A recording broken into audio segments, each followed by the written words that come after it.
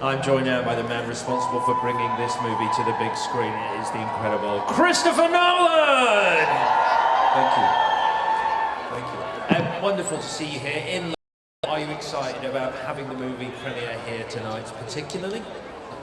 It's incredible to be back in Leicester Square. For me, always, the home of movies. I grew up in London, and obviously coming here to watch movies is, a set of very special memories for me. So to be here premiering the film on the big screen here, it's very exciting. Let me take you back then to the beginning. What first piqued your interest in telling the story of J. Robert Oppenheimer?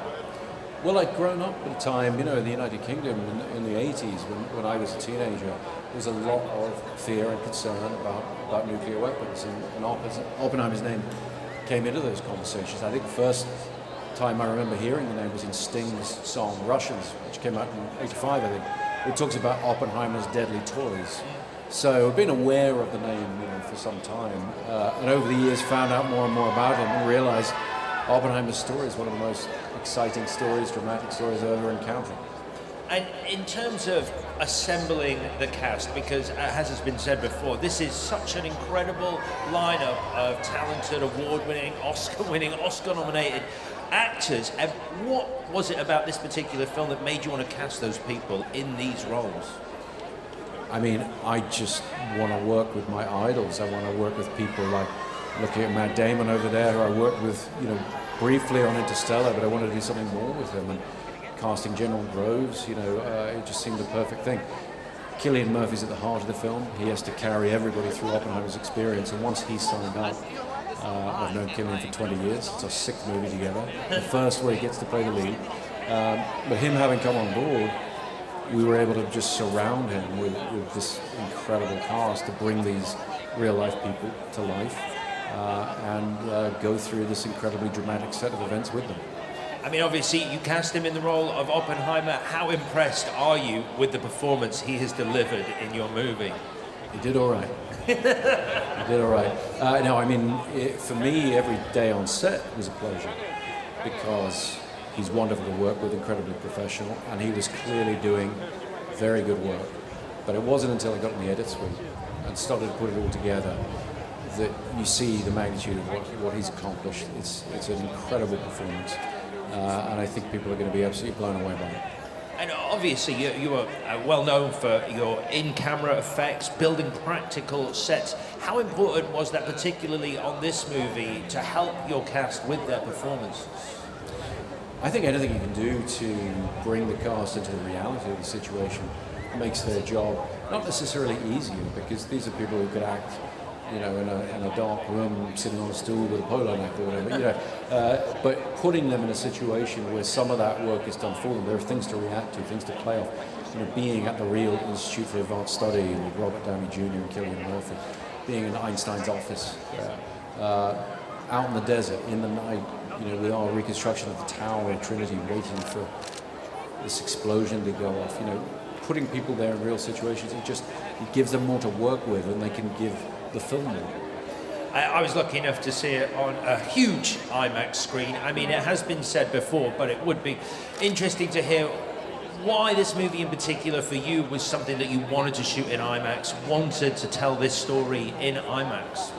Well, my director of photography, Hoyte van Hoytema, and myself, we've used IMAX for all kinds of things over the years, but a lot for action. And we knew coming to Oppenheimer that we needed scale. We knew that we needed to take the audience across the desert vistas of New Mexico. We needed the stormy weather coming in. We needed the extremity, the build-up of the Trinity test, the test itself. But we also wanted to experiment with the intimate moments. We wanted to try and take that format and use it as a way to have the screen disappear and just be living in that space with these characters, feeling what they're feeling, experiencing what they're experiencing.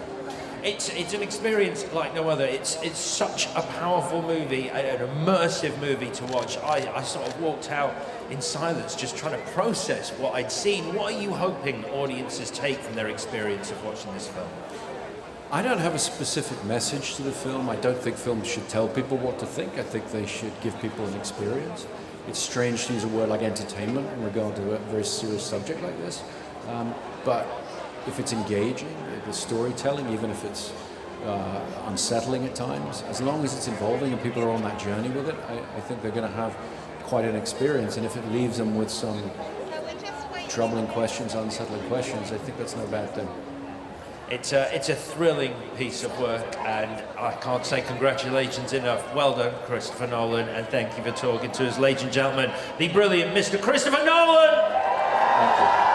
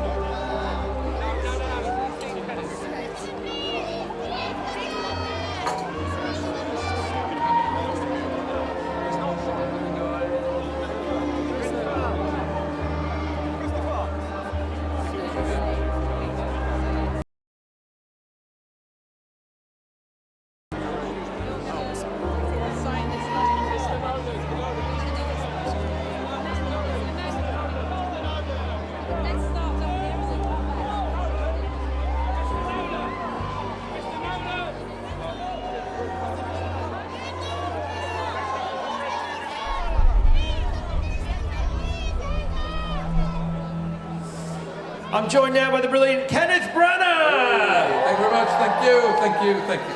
How is it to be here at the London premiere for Oppenheimer? Fantastic, it's an amazing film and great piece of work from Chris and from Emma. Amazing performances in it, so I'm thrilled to even be a little part of it. There are amazing performances. Yours is one of them. And what's it like when you get the call? I mean, you've worked with Christopher Nolan before. What was it like getting the call, particularly for this movie?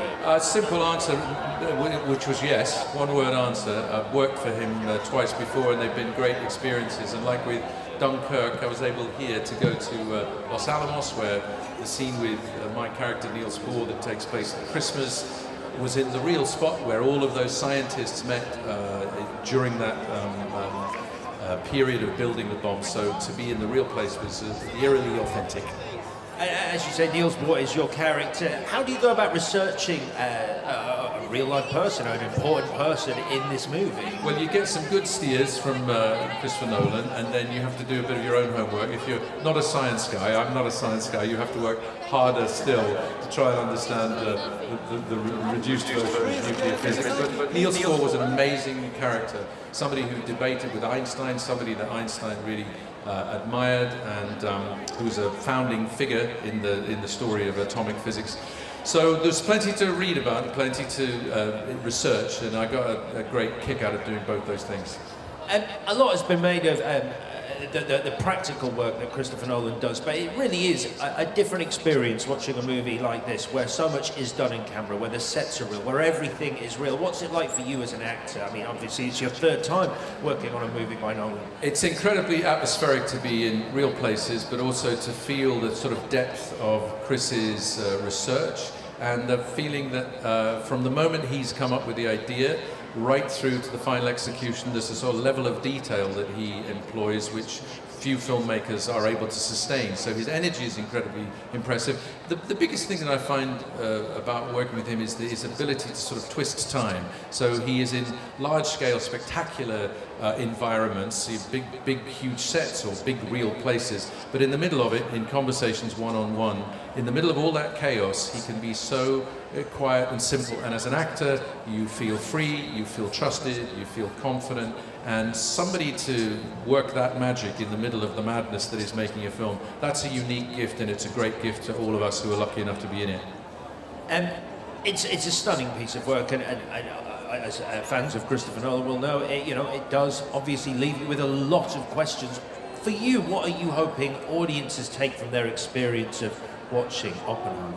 Well, one, it's that I hope that they really enjoy and are as thrilled as I was by just experiencing it in a cinema. I mean, it's a big cinematic piece, and one of the pieces of wizardry is Christopher's ability to make you experience what the story is about.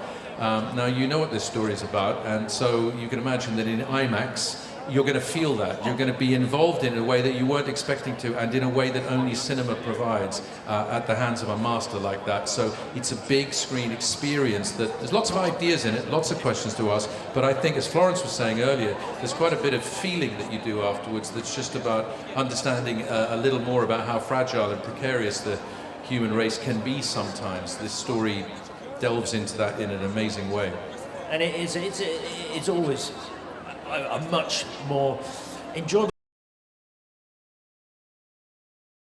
like this with other people, and knowing that you all have the same questions when you leave the auditorium. Yeah, I think that to see this with friends, to see it in a crowded IMAX cinema, to see it here tonight, I think is intense in the best possible way. It's something you won't see anywhere else. You won't see it in this way anywhere else, and the way it's presented is fitting for the subject matter it's kind of dealing with. So all the elements have been put together so carefully, really with the idea of serving. It sounds a little trite seeming next to what we've just been talking about, but it's also there to entertain, to compel, and it does that really fantastically well also. Well, congratulations on your work in the movie, and congratulations on the filming. Thanks very much, Alex. Thank you. Ladies and gentlemen, Kenneth Branagh! Thanks, everybody. Thank you. Thank you. Thank you.